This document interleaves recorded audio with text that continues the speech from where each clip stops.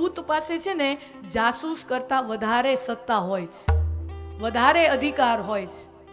જાસૂસને તો હું હંતાય ને બાતમી લેવાની હોય, કોઈને ખબર ન પડવી જોઈએ, જાણવાની હંતાય બધું જોયા રાખવાનું હોય. દૂત જાસૂસનું કામ ઈ दूत क्या करता है? दूत સામે બેસી અને નેગોશિએશન કરે, એને દૂત કહેવાય, ડેલિગેટ કહેવાય. ડેલિગેશન આવે ને વિદેશોથી બીજા દેશોના, ડેલિગેશનનું કામ શું છે? દૂતનું કામ શું છે? ટેબલ ઉપર બેહી ચર્ચા કરવાનું કામ દૂતનું છે.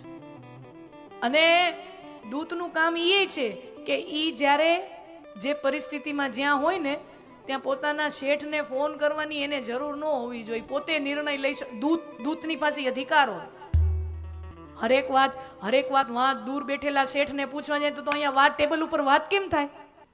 સાહેબ હવે આમ કહે છે, હા તો આમ કહો, હા અમારે સાહેબે આમ કીધું, સાહેબ હવે આમ કહે છે.